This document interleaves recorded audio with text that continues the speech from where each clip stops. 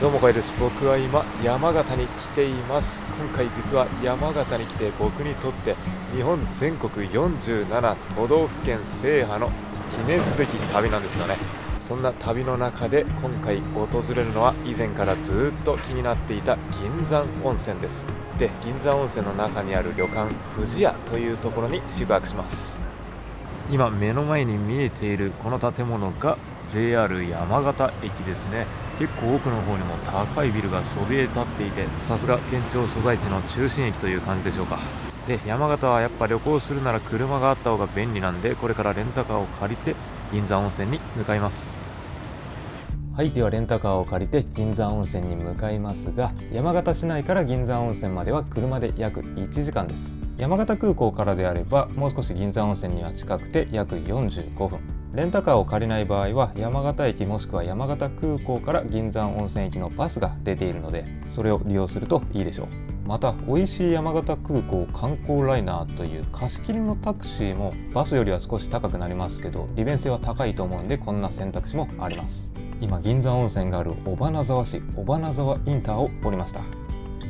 ちなみに今回は冬に向かったんですけど、冬の繁忙期の夕方以降の時間帯に行く場合はシャトルバスの予約が必要になります。温泉街近くの無料駐車場がある大正ロマン館というところからシャトルバスが出ます。温泉街の中には観光客向けの駐車場がないので、つまりその大正ロマン館まではレンタカーやバス、タクシーなど何かしらの方法で行く必要があるということですね。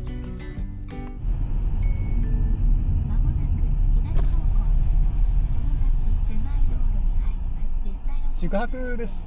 あ、そうなんですか。はい。予約されてるんですか。はい。宿の名前は富士屋富士屋さん。はい、はい、どうぞ。そのまままっすぐ行っていいですか。いいです。ありがとうございます。はい。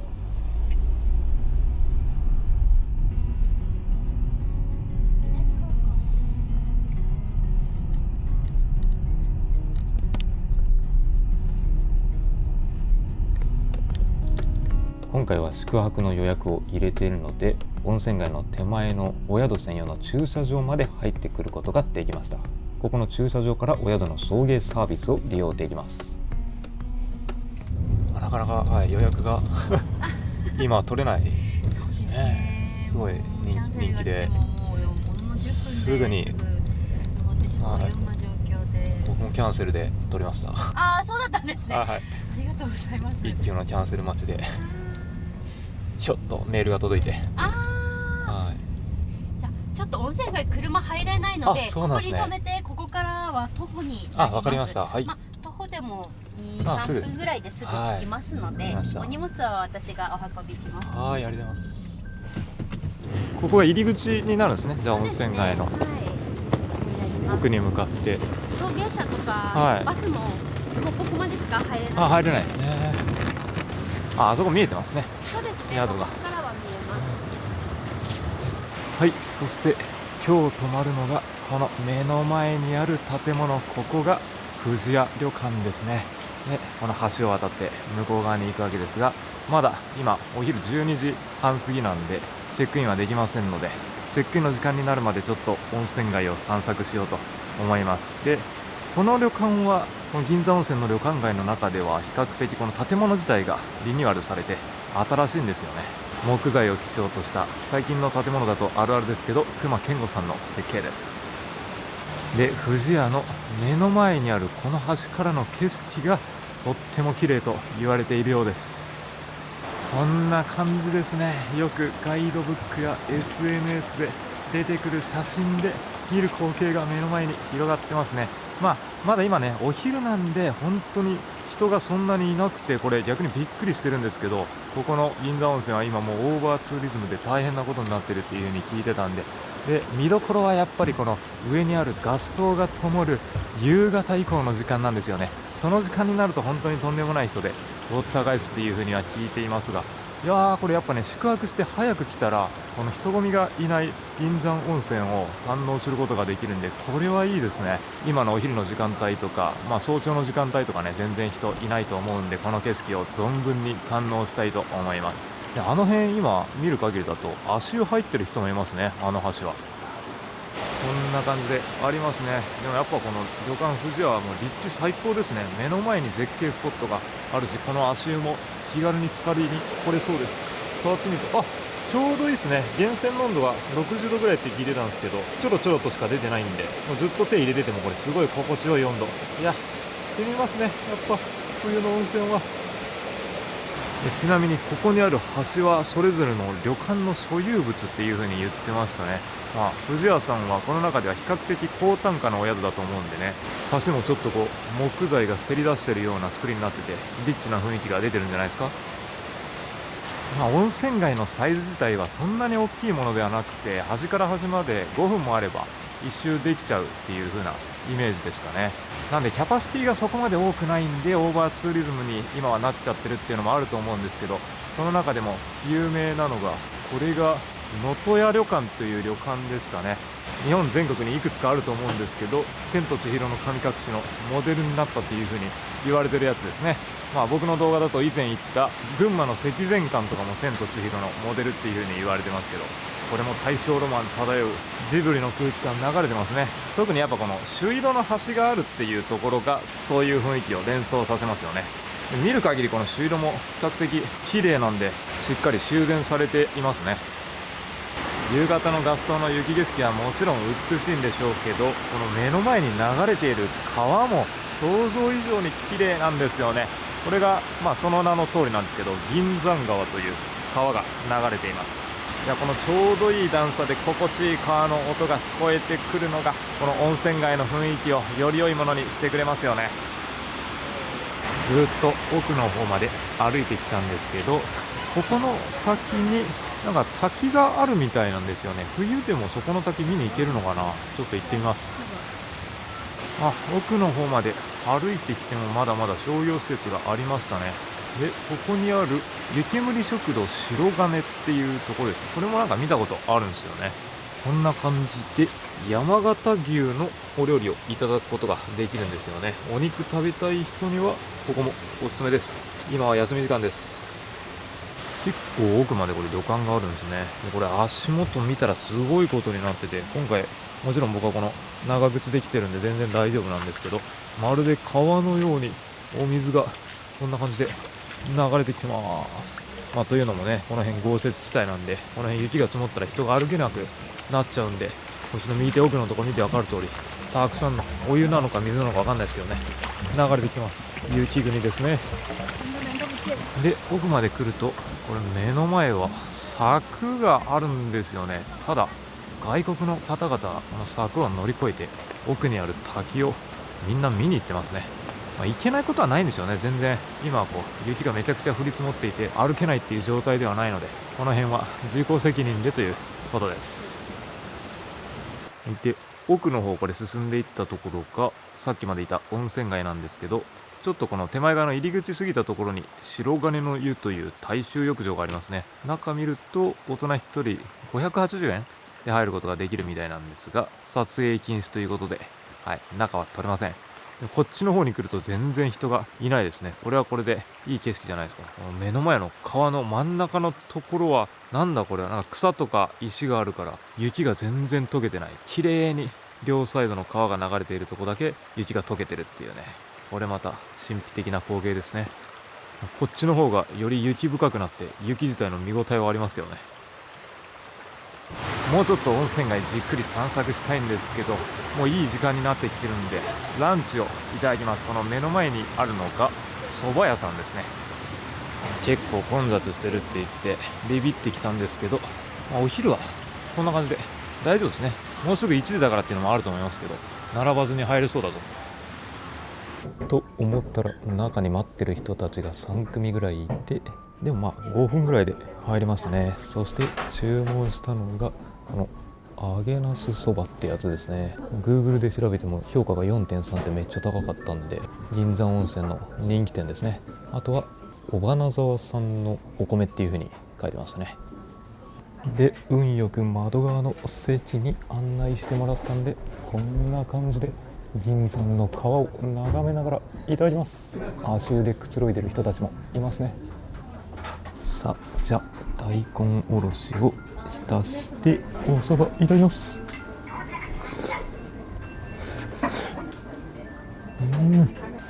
これは統一そばですね。こうざらついた食感で喉越しがいいっていうよりはね、そばがスッと切れていってそば粉の風味がしっかり広がってきます。ただこの大根おろしと大葉でね、そばの濃厚な味がするんですけど、さっぱりとした味わいに仕立て上げられてますね。ナスでかっ。いや、ナスがめっちゃうまいなこれ。甘みがしっかり出てて、その中に香ばしい香りで、いや極上の野菜で贅沢なそばですねこれは。で、昨日米沢牛のすき焼きの有名なお店行ったんですけどね、そのすき焼きの出汁も比較的こう味付けが味噌とかが入ってて濃いめだったんですけど、このそばもどちらかというと10割はそばの風味が濃厚なのはそれはそうなんですけど、出汁の風味もねさっぱりというよりはしっかり濃厚な味わいがこうそれぞれの具材とともに広がっていくっていう印象がありますね。九州よりちょっとこう味付けが濃いめなのかな、東北は。そして尾花沢のつや姫、これもごまとか山菜が上に乗ってますね。うまっ。米めっちゃうまいなこれ。美味しいお米にシャキシャキの山菜とごまの香ばしさ、これもうまい。そしてデザートもセットで注文できたんで、このそばソフトを頼んでみました。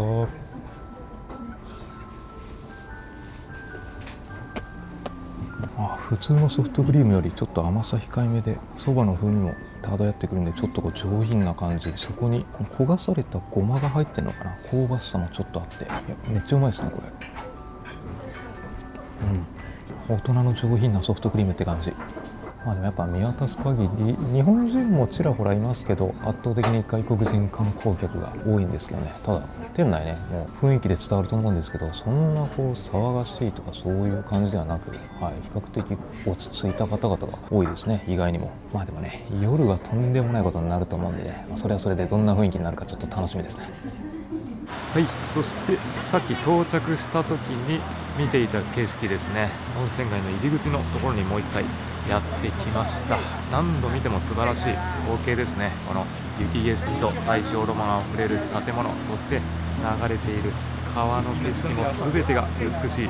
で、簡単にこの銀山温泉の歴史について言っておくと、ここの銀山温泉、起源がその名の通り、昔ここの山で銀が見つかって、江戸時代には鉱山として発展していったんですね。ただし江戸時代後期17世紀後半にはその銀が枯渇してしまって、鉱山としての役割は終えてしまいました。銀がなくなった後はなんと温泉が発見されたということで、今度は湯治場として温泉地としての利用が進んで、地元住民や旅人の憩いの場となりました。ただある時期にここの銀山川が氾濫してしまって、さらには温泉も枯渇していた時期、つまり苦労した時期もあったみたいで、その後また温泉が再発掘され、大正から昭和初期にかけて今目の前にある現在の木造3階から4階建ての旅館がたくさん建設されて、今なおその旅館が連なっていて、まるで昔にタイムスリップしたかのような光景が広がっています。近年だと1980年に NHK の連続テレビ小説「おしん」のロケ地になったことから知名度を上げて、その後は東日本大震災とかそういった影響を受けて少し衰退した時期もありましたが、2016年頃から SNS が発達して海外の方々にも知られるようになって、今や日本の中でも屈指の人気温泉街になっていて、毎日たくさんの人たちが訪れています。そして入り口入ってきたところで有名なこのお豆腐屋さんがあるんで、せっかくなんでいただきましょうかね。ちょっとさっき休憩していて、今ちょうどオープンしたんで、この野川豆腐屋っていうところですね。生揚げ湯豆腐どっちにしようかなこれ。せっかくなんで生揚げと揚げ豆腐一つずつ頼みました。一人ですけどこれぐらいだったら全然ペロッといけちゃいそうですね。で、お店の目の前にあるこの足湯でいただこうと思ったんですけど、人が増えてきて今入れません。どこで食べようかな。で、ちなみにね、ここにある熱を発してる温泉、これが源泉っていう風に言ってましたね。源泉だからやっぱちょっと熱いのかな、なんか他のところよりもかなり湯気が強い気がするけど、熱いですね。これずっとつけてたらやけどするやつだ。間違いなく源泉で、ここからものすごい硫黄の香りを発してます。足湯に使って今後ろに見えている光景を眺めながらゆっくりと足を温めて、あったかい豆腐を食べましょう。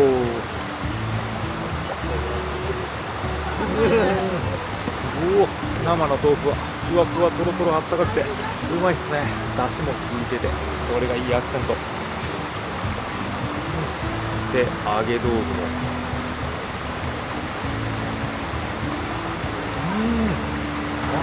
揚げ豆腐めっちゃうまい。外がしっかりサクサクで、中には、さっき食べた生の豆腐がね中に入ってて、これもだしが中に染み込んでるから、これは食感も一緒に楽しめるんでいいっすね。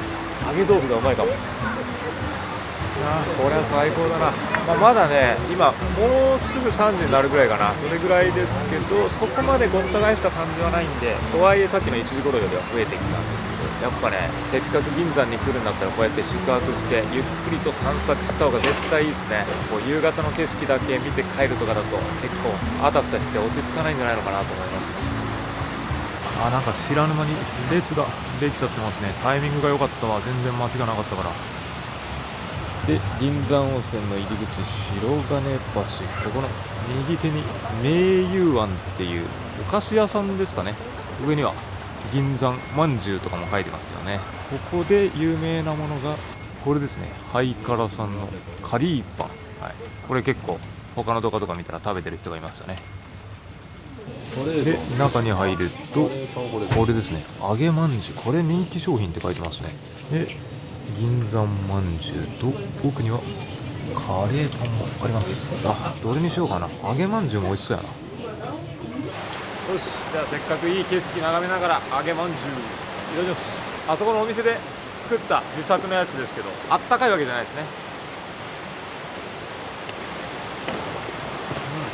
う生地はめっちゃサクサクですね。中にぎっしりこんな感じであんが入ってるんで、確かになんかこのドーナツみたいな生地の中にあんこってあるようでないですね。意外と食べたことないかも。うまいですね。ただもう口の中がちょっとパサパサになってきました。このドーナツ生地、お茶飲みたいですね。コーヒーとか。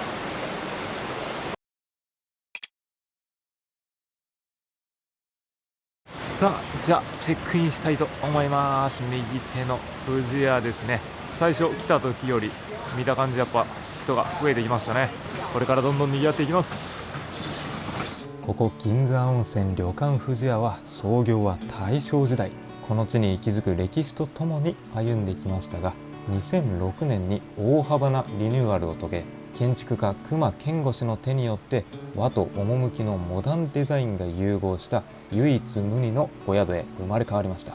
四季折々の銀山の湯を5つの貸し切り風呂で楽しむことができ、夜にはガス灯が灯り、大正ロマンの面影を残す街並みとともに時を超えた美しさを堪能できる特別な場所です。まずロビーに入ってくると、少し薄暗くなって木の香りと柔らかな照明が心落ち着く安らぎを与えてくれますね。木が醸し出すぬくもりと洗練されたシンプルなデザインが織りなす空間という感じでしょうか。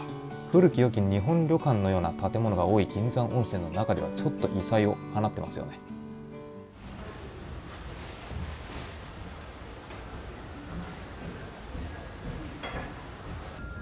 特になんか地元のものとかがあるわけじゃないですね。ではないです。じゃあコーヒーください。コーヒーで。はい。古代米を使った大福で中にずんだが入ってますので、ぜひ召し上がってみてください。チェックインが完了して客室に行きますが、今回の客室は2階ですね。エレベーターで2階に上がってきて、この廊下の内装もやっぱりこのふんだんに木のぬくもりを感じられる隈研吾さんっぽいなっていうのが分かりますね。伝統的な和の趣とモダンな感性が融合して、まるで自然と一体となるような心地よさですね。で、今回泊まる客室、ここの旅館富士屋さんはこんな感じでタイプ A、タイプ B、タイプ C とシンプルに3つのタイプの客室がありますが、今回は確か最もリーズナブルなタイプ C ですかね、予約したのは。この中でタイプ A のみバスタブとシャワーがついているようです。目の前が今回泊まる客室の入り口です。はい、ではお部屋入ります。鍵はこんな感じで比較的シンプルですね。扉がすごいですね。どうやって開けるんだっていう感じなんですけど、この鍵の隣のところからこんな感じで開けます。まずは玄関、そして目の前に洗面台があって鏡もありますけど、まずはこっちが左手行ってみましょうか。少し小上がりになって、こから畳のスペースになりますね。玄関から廊下にかけてもそうでしたけど、比較的お部屋の中もこのシンプルな作りでありながらも間接照明とか木をふんだんに感じられる雰囲気になっていて、シンプルですけど洗練されたぬくもりを感じる空間ですね。真ん中に大きな木のテーブルがあって、そして右手テレビはもうこんな感じでちょこんと可愛らしく置いているだけですね。大きなテレビがあるわけでもなく、テレビはね、非日常を味わうために隠した方がいいっていう風に高級旅館あるあるなんですけど、ちっちゃいのを置くっていうのは初めてのケースなんですけど、どうなんでしょうね。ご年配の方とかだったらテレビ見たい人もいますからね。そして奥が広縁のスペースと言うべきですが、ただここはフローリングになっていて、腰掛けられる気持ちよさそうな椅子がありますね。そして寒いエリアなんで、右手奥の方にはヒーターも置かれていますし、この右上に見にくいですけどね、隠れてエアコンがありますね。エアコンの存在が全くよく見ないとわからない作りになってます。そして窓の向こう側には景色が見えていますけど、これ特になんか鍵が多分ついてるとかじゃなく、普通に開けれますね。柵があるから外から入られる心配もないってことですね。網戸になっていて、あれこれ開けられないのか。開かないですね。硬いな。雪で固まってるだけかな。でも雪ないけど、こっち側はこっちは開きましたね。よかった。なんで、柵の間からこうやって景色を眺めることもできますし、間じゃなくても別に、前景をこんな感じで望めます。今目の前にさっき見ていた足湯のスペースがありますけどね、ゆっくり使ってる人もいますし、でもどうなんだろうな。これ目の前の川の景色、雪景色眺められた方がいいと思うから、これ柵じゃない方がいいような気がするんだけどな。この下もなんかちょっと安っぽい屋根になってるから、なんか個人的にはなんでこうしちゃったのかなっていうふうに正直なところ思っちゃいますね。雪が積もってたら下は雪景色になるんでしょうけど、ちょっと安っぽくないですか。だってこれすいませんね、ちょっと単価が高いんで厳しい目線になっちゃってるんですけど、でもこれだけたくさんの人が歩いてたらプライバシー性っていうのも意識した作りにもしかしたらなってるのかもしれません。でもここはカーテンがついてないので、ここですね、ちょうど広縁と向こうの畳のスペースの間に扉があるんで、これで閉めてプライバシー性は保てます。そしてこっちの方も木の格子のようになっていて、どこが扉か全然わかんないんですよね。一体化した作りになってます。生活感を感じさせないというかね。で、扉があるのはここなんですよね。これをこんな感じで開けられるようになってます。左右で、この中に各種温泉のグッズですかね。ミニタオルに靴下に、これは浴衣セットですね。で、上にはエアコンのスイッチもあって、上は特に何も入ってないですね。で、ここの下が冷蔵庫ですね。で、冷蔵庫の中はお水は無料でいただけますが、ビールとかソフトドリンクは有料になってます。この湯上がりサイダーは僕がさっきの蕎麦屋さんで買ってきたやつです。で、右手には温泉に持っていく用の、いいっすね。これめちゃくちゃ大きなカゴで、使い勝手相当良さそうですね。今まで泊まった宿の中でも。で、浴衣の羽織物もあって、で、もう一回こっち側に戻って、洗面台のところ見てみると、ハンドソープがあって、ここにティッシュ、各種アメニティですね。櫛、ひげ剃り、綿棒に歯磨きに、これがボディタオル。で、奥の方に、ここに、こんな感じでお茶セットが入っています。これは向こうの畳の方から取りやすい位置に置いてるってことですね。で、右手にコップと電子ケトル、盆栽もちょこんと置かれてますね。なんか目を引くアートといったらこの盆栽ぐらいですかね。逆にここのお部屋の中は。あとは隈研吾氏の設計のアートということですかね。で、この洗面台の下のところに扉があって、ここを開けるとバスタオルが入ってるんで、これを貸し切り風呂に持っていくっていうことですね。で、下には、パナソニックのドライヤーがあって、その隣には、これは寒いんでブランケットも用意してくれてますね。で、タオル掛けがありますが、お部屋の中にはお風呂とかシャワーの施設はないんですよね。貸し切り風呂をいつでも空いていれば使うことができるという感じで、ここにはトイレがあります。では今日はここで一泊します。確かに隈研吾さんが作ったような建物だなっていうふうには感じますね。この後の温泉とかお料理がどんな感じかとっても楽しみです。でここの旅館は料金は2名1室2食付きで1人3万円台後半から泊まることができますね。今回は僕は4万円ちょっとぐらいで宿泊しています。ただやっぱりね、この銀座温泉が今相当人気があるっていうことで予約がなかなか取れません。今調べても今月来月再来月にかけても予約で完全に埋まっちゃってるんですよね。で僕は一休の空席待ちシステムで空席が出たらメールが届くってやつに登録しといたおかげでメールが届いて即予約したから予約できたんですけど、本当にもう1日もしないうちに空席ができてもすぐに埋まっちゃうみたいですね。でそれはここの旅館のみならず銀座温泉の他の旅館も全部多分同じだと思うんですよ。なので本当に予約するのが大変ですね。特にこの冬の時期は一番の繁忙期だと思うんで、個人的にはせっかく銀座温泉に来たら大正ロマンあふれる昔ながらの旅館の雰囲気が出ているお宿に泊まりたかったっていうのが本音なんですけど、実はそこは好みの問題だと思うんですけど、ただ一休の空席待ちが本当に便利なシステムで、それのおかげでここ予約できたんで、他のお宿はね電話かけたり特にメール通知システムとかなく毎日チェックしてから予約できるか確認する必要があると思うんで、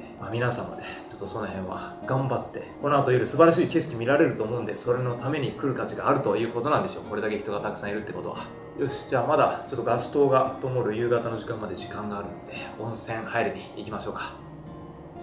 はい、で貸切風呂は館内になんと5種類あります。今3階に上がってきたんですけど、3階に1種類、1階に4種類あります。でまずはこの3階の貸切風呂行ってみます。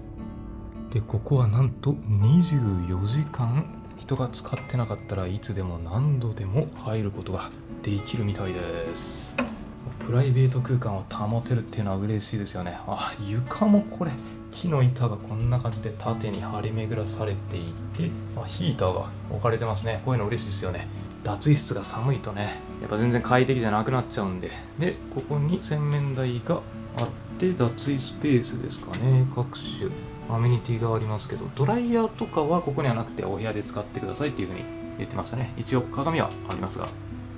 でこの3階の貸切風呂が唯一半露天風呂になってるんですよね。開けるとこんな感じで外気が中に入ってきてます。こっち右手には景色が見える窓もついてますし、そして浴槽のサイズも、大人2人でギリギリ一緒に入ることができるくらいの大きさになるかな、これだったら。はい、十分な広さがあるということです。で半露天って言ってましたが、景色はどんな感じかというと、さすがに温泉街の景色が丸見えってことはないですね。はい、温泉街とは逆の方の山側の景色が目の前に広がってます。冬は雪景色ですね、完全に。奥の方に行くとこんな感じで洗い場があって、シャワーがこれ下からニョキって引き出すタイプですね、珍しく。でコーラのアメニティもついています。半露天なのはいいんですけど、真冬はちょっと寒いっていう人もいるかもしれないんで、その分温泉は気持ちいいですけど、ゆっくり体を洗う場合は下の貸し切りで入るのもありですね。いや寒いから早く温泉入りたい。じゃあ入ります。おお、あったかい。よいしょ。うわー、これは最高に気持ちいいわ。やっぱり真冬の温泉が最高ですね。気温が低いだけじゃなくて、こっちの右手を見ると雪景色です。雪の景色を眺めながらの温泉は本当に格別ですよ。めちゃくちゃ気持ちいいわ。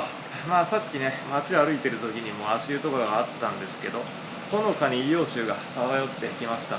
泉質的にはナトリウム塩化物硫酸塩泉って書いてたかな。 pH が 6.6 なんでアルカリ性でも酸性でもなく中性ですね。この山形旅行で行った蔵王温泉はね強酸性の湯で、温泉自体の泉質は蔵王の方がかなり特色があって、人にはよりますが泉質は蔵王のが好きだっていう風なことを言う人が多いとは思います。ただ酸性の湯っていうのは長湯できないんでね、この中性の湯だったら長湯しても全然体には問題がないと思うので、何度もこの温泉に使ってゆっくりとくつろぐことができます。湯船も思いっきり足伸ばして大の字でくつろげるんで、これは快適だ。やっぱ貸し切り湯は誰からも邪魔されないからいいですね。で反対側にこう仕掛けてみると、こっちの左手奥の方にこんな感じで見えるかな、雄大な山の景色も見えますね、山頂の方が。やっぱ山形はこの山に囲まれた景色が本当に美しいです。そしてこれだけ雪深い景色は九州じゃ絶対に見られません。そしてせっかくなんでご当地の湯上がりサイダーをいただきます。銀山っていう風に書いてますね。これ九州だと別府にザボンサイダーとかもありますけど、銀山バージョンもあるんだ。初めて見た。いただきます。やっぱ温泉浸かりながらの冷たいサイダー最高ですね。うまい。銀山の素晴らしい景色も見られて、好きな時に貸し切りで温泉も堪能できる。これは極楽だ。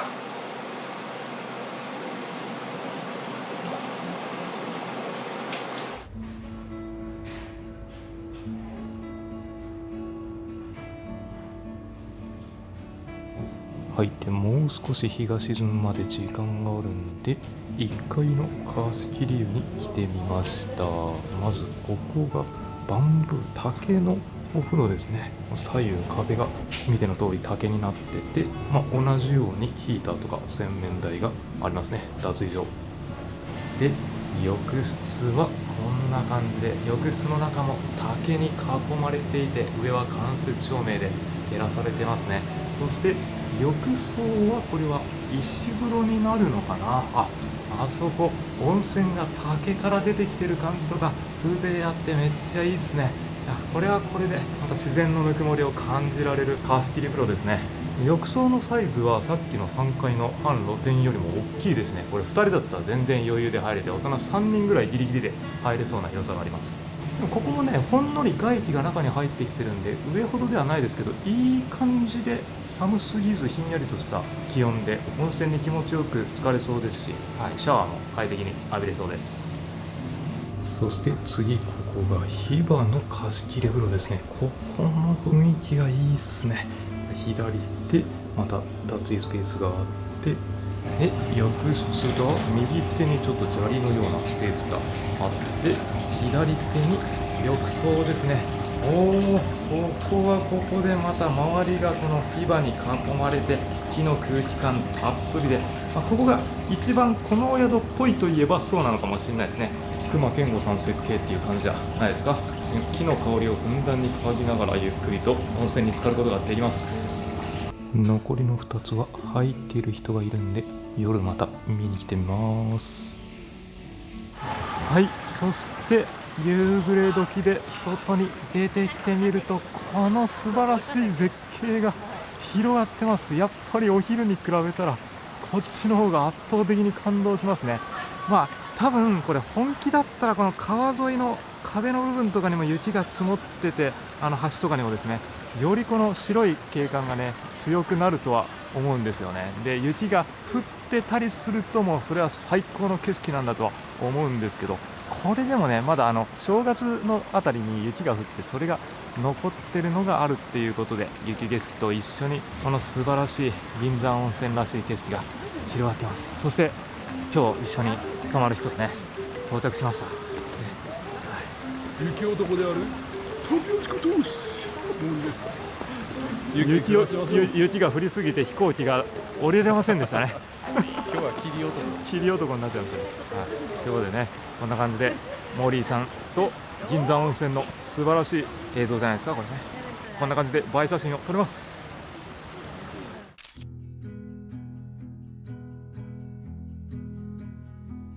こっちが反対側の景色なんですけど、反対側はこっちでまた美しいですね。川にガス灯の光が反射している景色が本当に美しいですね。でこっちの方がより空が広大に映ってるから、空とこの温泉街のコントラストが本当に綺麗。夕暮れが銀山温泉を包み込むと、川沿いに並ぶ木造の旅館がほんのりと灯るガス灯に照らされ、まるで昭和時代にタイムスリップしたかのような幻想的な景色がこんな感じで広がります。雪煙が漂う趣のある街並み、雪景色が映える暖かな光、そしてどこか懐かしい温泉の香り。日が沈むほどに美しさを増す銀山温泉の夜は、訪れる人の心に深く刻まれる特別な時間を届けてくれます。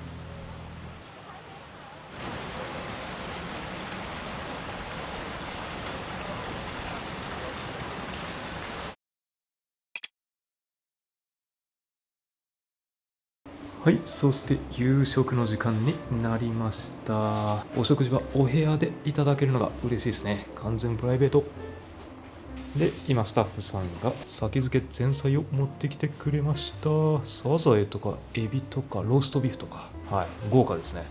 で、食前酒はこれがなんて言ってたっけ、大浦のブドウ酒って言ってますかね。で、メニュー表を開いてみるとこんな感じです。右手から左手まで今出てきたのがこの先付けと前菜のところですね。で、ドリンクメニューがまずこれ山形のお酒がずらっと並んでいて、次のページに焼酎、ビール、ワインとあります。ワインもこれ山形のやつなんですね。高畑。そして最後にソフトドリンクがあります。まあそんな価格は高くないですね。はい、それではね、毛利さん来たんで乾杯したいと思います。無事お疲れ様です。飛行機が山形で降りずにすごい旅になってます。乾杯です。お疲れ様です。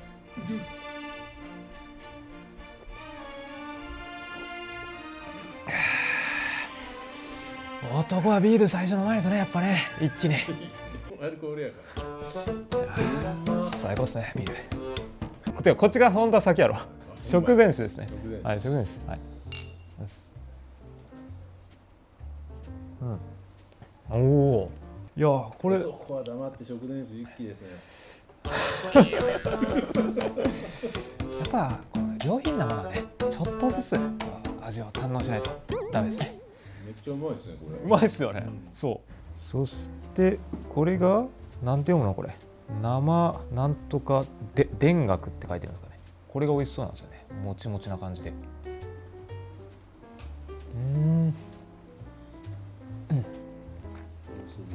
あ、これうまいですね。これすごい甘みの広がるお餅の食感で、味噌が上に乗ってるんで上品な甘さで、これは美味しい。いや、最近まで正月だったんでやっぱね、お餅の美味しさを再確認しましたね。もう2個ぐらい食いたいですね。お雑煮にお餅は3個ぐらい入れる派ですね、僕は。毛利さんはいくつか？僕は4個ですね。なんか1個増して勝ったぞみたいな感じですね。本当かどうかわかんないですけどね。で、これが赤貝って書いてますね。サザエじゃないんだ。赤西貝。うん、うまい。あ、この赤西貝は美味しいですね。すごい弾力のある食感で、出汁がちょっと効いてていいですね。これはちょっとビールよりも白ワインっぽいやつなんで、そのために残してたんですよ、僕はね。悔しいです。日本酒合うな。これじゃなかったわ。これちょっと甘すぎるわ。で、これが浅漬き酢味噌。こういうお野菜が絶対美味しいから山形は。野菜有名なの。まあなんかやっぱ山が多いんでそれは美味しいですよ。わかりました。ちょっともうちょっとそれっぽいこと言います。寒暖差があるエリアというのは絶対に美味しいお野菜ができますので。それはそうですね。で、やっぱ雪深いところは新潟もそうですけど、山形もここ盆地で、盆地だから寒暖差が激しいんで、ね、九州だったら飛騨とか美味しいフルーツ取れますし、ちゃんと真面目に言う乙女はいるんですよ。まさに飛び味確ですね。いただきます。赤西が。いや、これシャキシャキで美味しいですね。お味噌がうまい具合に甘く味付けしてくれてて。銀杏じゃなかった。金柑ですね。金柑蜜煮でした。みかんのような風味ですね。若干酸味がある感じで、蜜もあって自然由来の甘みがいい感じですね。あん肝ってなんだっけ？あん肝ポン酢。あんこの肝です。大洗であんこ食べましたね。あん肝うまいですね。うまい。程よくお魚の風味と後味さっぱりですね。肝なんで。これ日本酒飲みたいな。日本酒をもう思わず頼んじゃいました。絹、結構珍しいみたいですね。これは絹いただきます。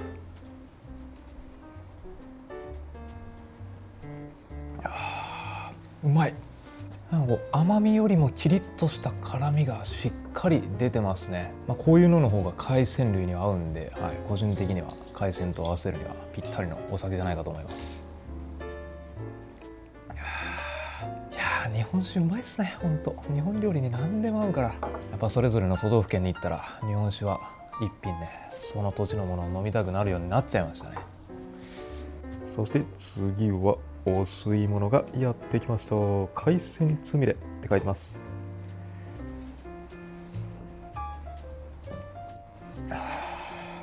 間違いない、はい、さっぱりと落ち着く出汁の味わいで海鮮つみれが入ってるんで、これと一緒に、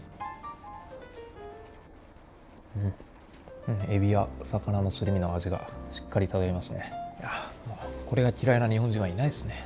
でこの出汁に日本酒が最高に合います。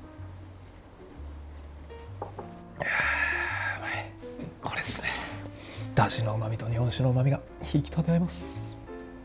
今日これお魚はマグロとタイとイカとホタテとエビですね。そうです。ですね。すごい。モンゴイカになってます。何か？モンゴイカ。有名なんですか？料理長の好みですね。モンゴイカ。太いですね。切り方がね。はい、すごい。食べ応えあります。すごい面白い。さあではお作りいきましょうかね。ここ山形完全に内陸なんでお魚はまああんまり期待できないかなとは思ってますけど、どうでしょうか。マグロ。あ、普通に美味しいですね。マグロ全然生臭さなくて品質管理がちゃんとなされてる証拠ですね。これは美味しいですね。これはタイも期待ですよ。これは、しっかり甘くて美味しいですね。美味しいです。普通に魚、うまいです。ぜひ日本酒と合わせてください。ありがとうございます。ありがとうございます。ありがとうございます。ついてくれました。できるサラリーマンやってた時ありますね、これね。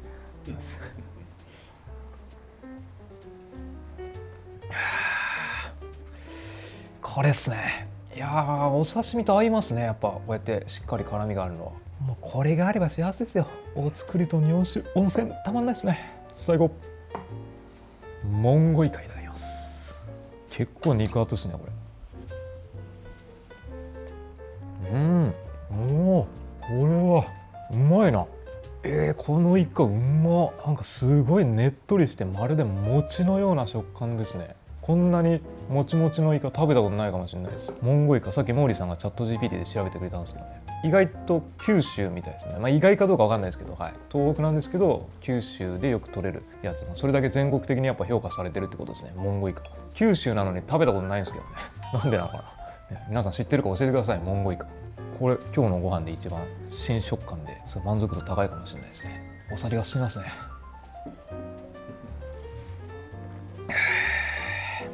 音がいいですね。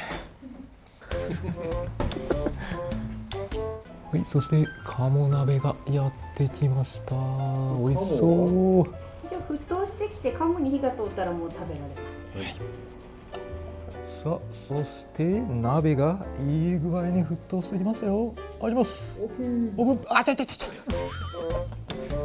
おお、めっちゃうまそうやんこれ。はい、で鍋紹介したんですけどね、僕らがちょっとちんたら食レポしてたんで、実はもう鍋の前にこれ来てました。西京焼き。何の西京焼きやったっけこれ。サワラだ。サワラの西京焼きと、これが茶碗蒸しですね。サワラの西京焼きいきます。西京って聞いたらね、西に京都じゃなくて最も強いを連想する人いたんじゃないですか。絶対いるでしょ。僕はもうそもそもこの YouTube やる前は西京焼きという言葉すらしなかったんでね、この最初にこのメニュー表を見ることから始まったんで、はい、実はそんなことはなかったんですけどね。モーリーさんは西京の最も強いを連想したみたいですやっぱ、はい、うまい。いやシンプルに美味しいですね。これは程よく甘く味付けされていて、それでいてお魚の旨味を邪魔しない上品な味付けですね、西京焼き。いやでもなんかもう旅館って西京焼きの割合めっちゃ多いですね。ほぼ西京焼きな気がしますね。ほとんどの宿。それぐらい人気があるんですね。それぐらい最強ってことです。茶碗蒸しいただきます。あ、うまい。中に入ってる銀杏がいいっすね。プルプルトロトロ、優しく卵の風味が広がる。茶碗蒸しってどこの旅館に行っても基本ありますよね。それぐらい最強ってことですね。いや、それ俺が言ったやつやん。最強茶碗蒸しですね、これね。でもこの茶碗蒸し美味しくないですか？美味しいです。高いです。なんか出汁も濃すぎず程よい感じですね。鴨鍋いきます。鴨鍋とか久しぶりに食べますね。うまいうまい。すごいさっぱりとした後味で間違いない味ですね。鴨鍋、鴨肉はこれはこれで普通に美味しいですね。理想を言うなら高単価の層の人取るんだったらなんかこう米沢牛のしゃぶしゃぶとかそういうのが食べたいっていう人もやっぱ山形県に来たらいるような気がするんで、本当わがままな要望なんですけどね。米沢牛のちょっとグレードアップで料金上げて提供するとかがないのかなみたいな風には思っちゃいましたけどね。これは普通にシンプルに美味しい鍋料理ですね。鴨肉鍋料理も最後まで日本酒が進みますね。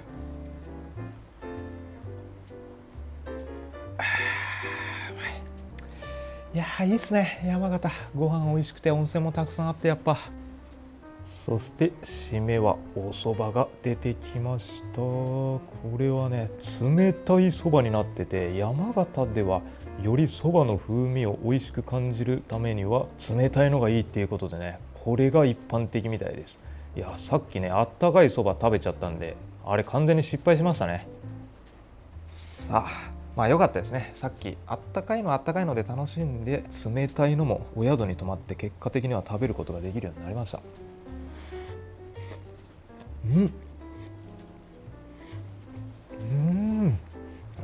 これうまいっすね。確かになんかやっぱあったかい汁じゃないから全然麺がこう伸びることがなくて、すっごいコシを感じることができますね。でさっき食べたのが戸市そばだったんで、これも多分どうだろうな、なんかコシがあるから戸市そばのように感じるけど、でもなんかすごいそばの風味ちゃんと感じる割には喉越しもあるみたいな感じで、なんかそれってパーフェクトじゃねっていうふうに思うんですけどね。それぐらいに美味しいですね。やっぱそばの本来の味を味わうには冷たいのがいいっていうのは本当かもしれないですね。いや素晴らしいですね。さすが山形はそばが有名っていう風にね、視聴者さんにたくさん教えてもらったんで、もうこれからはもうそばは冷たいものしか食べたくないと思いますね。これはね。俺が言う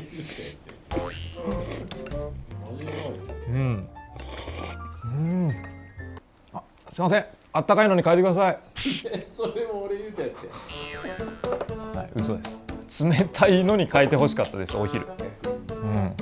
失敗しましたね。皆さん同じ失敗しないでください。あったかいのはあったかいのでね、美味しかったですけど、なんか食べたことはあるかなっていう感じになっちゃうんで、絶対山形来たら冷たいの食った方がいいと思います。これは全然違います。全然違いますね。なんか本当コシをしっかり感じる風味と。そして最後はデザート、メロンとイチゴとクレープ、お茶が出てきました。いただきます。メロンめっちゃでかい。美味しいですね。メロンしっかり甘い。イチゴも食材の品質はやっぱ間違いなさそうですね。山形、料理自体はそれぞれ比較的シンプルというかね、ザ日本料理っていう味付けがたくさん出てきましたね。その中でもやっぱ冷やしそばですね。これが一番他で食べたことがないような味わいで、食べれてよかったなっていうふうに思いました。あとはやっぱお部屋食で気兼ねなく食べれるっていうのがいいですし、この後ひょいっとすぐにまた銀山の素晴らしい景色を望むことができるっていうのがいいんですけど、なんと今日はちょっと気温が高めっていうことでね、雨が今降っちゃってます。これが雪だったら最高にいい景色なんですけど、やっぱりハイシーズンは1月下旬から2月にかけてなのかな。今1月の上旬なんでちょっと早めに来ちゃいましたね。それでもさっき夕方の時には雪がしっかり残ってたんで、ギリギリいい景色届けられたかなっていうふうに思います。じゃあこの後また夜の温泉行きましょうか。ご飯食べてお部屋でちょっとゆっくりしていて、もうすぐ10時になります。10時以降はここの不二家は施錠されてしまうみたいなんで、一回外に出てきて景色を見ようかと。で雨が降ってるんですけど、ちらほらとお客さんはいますね。この時間帯はバスは出てないんで、皆さんこの辺に宿泊されているお客さんばっかりだと思います。他のお宿も10時で施錠されるのかちょっとわからないんですけど、雨の景色はこんな感じです。なんか雪がちらほらとあったような気がするんですけど、さすがに雨が降ると雪が溶けちゃってますね。今日は少し気温が高めというところで、もちろん真冬が繁忙期ですけど、このガス灯のライトアップは本当にノスタルジックで神秘的な光景なんで、夏に来たとしても感動できる景観じゃないかなとは思いますけどね。では夜になって残りの2つのカースキリューを見に来ました。今ちょうど空いてました。ここがなんか脱衣スペースがとっても広いですね。こんな感じで右手まであって、で浴室はここは石風呂になってますね。夕食の前に見せた貸し切り湯は竹とかヒバとか木の香り漂うところだったんですけど、ここはちょっとチックモダンな落ち着いた空気感ですね。浴槽も十分な大きさで大人2人で余裕で入れそうです。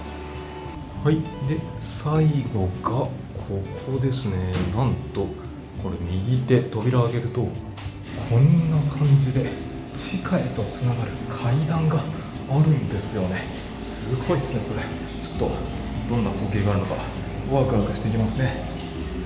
下まで来ると、はい、こんな感じでコンクリートというべきなのかな。はい、ちょっと横長の浴槽がある感じですね。左手に体を洗うスペースもありますけど、本当にもう完全に地下の洞窟温泉っていう感じですねこれは。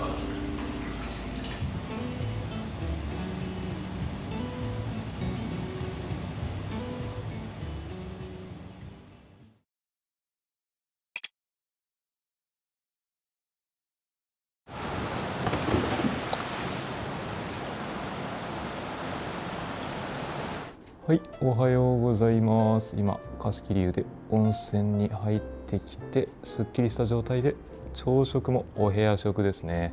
で朝は鮭にサラダに温泉卵、納豆、この辺はおひたしとかがあって、ご飯、味噌汁。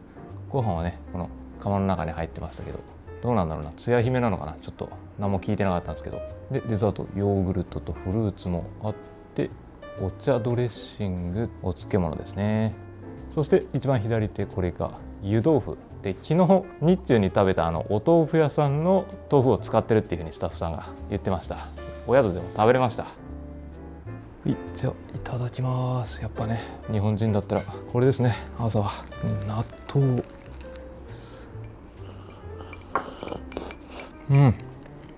納豆うまいっすねこれ。お米も、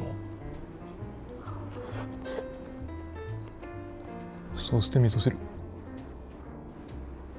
もうこれで満足ですね。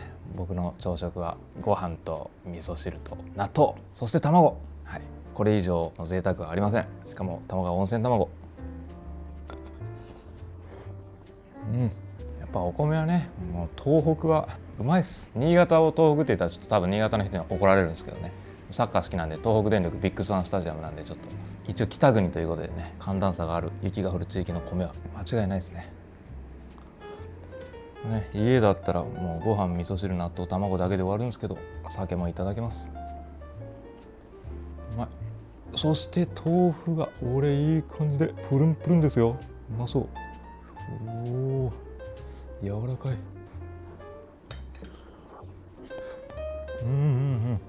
いやこれ茹でたてだから昨日食べるより美味しく感じるわ。昨日の夕食も普通に美味しかったですし、朝食も本当普通に美味しいですね。素材の品質が東北は高いというところで、ただ何かしら新しい発見があったとすれば、やっぱ昨日の夜のそばですかね。あれが食べたことがない味だったなっていうのがあります。今回宿全体を通してやっぱね、ちょっと8万円、1人4万円払ったっていうところを頭に入れると、いろいろと気になった点はありましたね。本当立地も素晴らしいですし、銀座温泉自体の雰囲気もね最高にいいですし、この隈研吾さんのデザイン性っていうところを楽しむっていうところ、いろいろと魅力あふれる部分はあるんですけど、一方でちょっと全体的に個人的にはですよ、ちょっと質素な感じを感じるのと、あとは機能性っていう部分がね、本当に例えばあそこの洗面台とか、やっぱね物を食う時とか置いたら奥まで手を伸ばさないと届かないとか、ちょっと使いにくいなっていうふうには思いましたし、鏡もねちょっと低すぎて僕の頭がちょっと入らないんですよね。鏡自体にね頭が映らないんで、ちょっとかがんでセッティングしなきゃいけなかったりとか、外国人の方とかもっと背高いと思うんでね。あとは貸し切り風呂のシャワーもちょっと下から飛び出すタイプだといちいちしまうのもめんどくさいし、あと蛇口も、一応ねこうやって使いますって書いてたんですけど、ちょっとあれもどっちがお湯なんだろう水なんだろうみたいなのね、デザインをかなり重視してたんで分かりづらいところとかもありましたね。あとは風呂場で言うと、風呂場の鏡がそういえばこう吊るされてて、鏡がこう左右に揺れてましたね。あれ女の人とかあそこでちょっと整えたい場合はね、鏡はちょっと揺れたら困りますよねっていうふうには思いました。ドライヤーなくなかった。まあそれはそうですね、はい、それもなんか説明されましたね。ドライヤーないのでお部屋で整えてください。でもまあ欲しい人はいるでしょうね、はい、僕らみたいな男はいいんですけど。あとお風呂場に水分補給が欲しいですね。温泉楽しむためにはやっぱりお水がこのお部屋の中にペットボトル1本しかないっていうのは、さすがに500ミリペットボトル1本じゃ足りないですね。人間はお水ちゃんと飲んだ方がいいですよ、健康のために。朝もねこのお茶1杯しかなかったんで、はい、お水がなんかこう簡単に入れられるやつですね。氷で冷たくしてるああいうのを置くといいかなって思いますし、お目覚めのご当地ジュースとかがないんだったらなおさらですね。ありそうですよね。あると思いますよ。ね、フルーツいっぱい美味しいんで、山形は。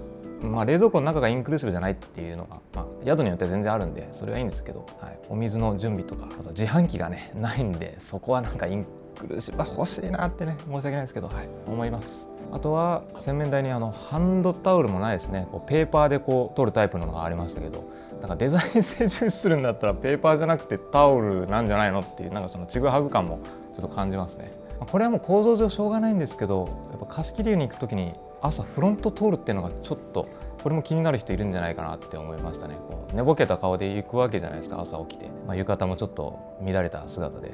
でフロントの向こう側はもうパブリックなエリアというか、はい、歩いてる人とかも朝普通にいると思うんで、貸し切りにドライヤーがないから髪の毛濡れた状態でお部屋に戻る必要もあると思いますし、3階の風呂に行くしかないですね。完全にこうプライベートな状態を保つためには。で Google の口コミにもあったんですけど、やっぱその帰ってきたら帰ってきたでこっちカーテンないから、なんかお部屋食はいいけどプライベートのところもちょっと中途半端やなっていうのがあるんですよね。とかまあなんか本当細かいところの機能性の部分とかは結構感じるところがあったんで、そこはちょっと本音としてはい言わせてください。銀山温泉に来たこと自体はね、もう本当に来てよかったと思うし、満足度高いし、ガチの本気の1月末から2月にかけてとかね、もう一回行きたいなっていうふうには思うんですけどね。やっぱでもこの価格帯取るんだったらって思っちゃいますね。これが1万円2万円のやつだったら僕はもう何も言わないですね。むしろ大満足だとは思うんですけど、まあ海外の人がお金払ってくれるからそれでいいやっていうふうに思う人がいても全然それはね自然なことだと思うんですけど、いや正直はいちょっと自分で言うのもあれですけど、僕いろんな全国宿泊まってるんで、正直にそういうふうに思っちゃいますね。これでやっぱ4万円払うっていうのはお宿自体の体験価値はもうちょっと頑張ってほしいっていうふうに、この藤屋さんに関しては思いました。改善したら絶対もっと満足度上がるしリピーターも増えると思うんでね、本当頑張ってほしいです。まあインバウンドのお客さんが来てこう人材の確保が難しいっていうところもね、絶対裏事情はあるとは思うんですけど、スタッフさんが確保できないとか、頑張ってほしいですね。旅館業界やっぱり今はこうやって人気が爆発して、正直なところこう何もしなくても何もがしまなくてもって言ったら失礼に当たるのかな、ちょっとあれですけどね、でも見る限りだったらやっぱにぎわってるところだと思うんでね、それはあると思うんですけど、長期的に見たらやっぱリピーターをしっかりこう獲得していくっていうことが大事だと思うんで、その辺の細かいところの満足度を上げるって大事だと思うんですよね。というところで、僕もねやっぱそのチャンネルこうやって本気で運営してるんで、自分の信頼っていう部分にもかかってくるんで、その辺は正直に言わないといけないかなと思ったんで、でも銀山温泉自体はすごい楽しかったです。俺よりも美味しかったですね。銀山温泉で大正ロマン漂う素敵な景色を堪能して、今回の山形旅行では蔵王に行って樹氷を見たり、泉質抜群の蔵王温泉に入ったり、また市街地に近い天童温泉のコスパ抜群の温泉宿に泊まって山形グルメもたくさん堪能してきたので、ぜひ他の山形旅行の動画も見てみてください。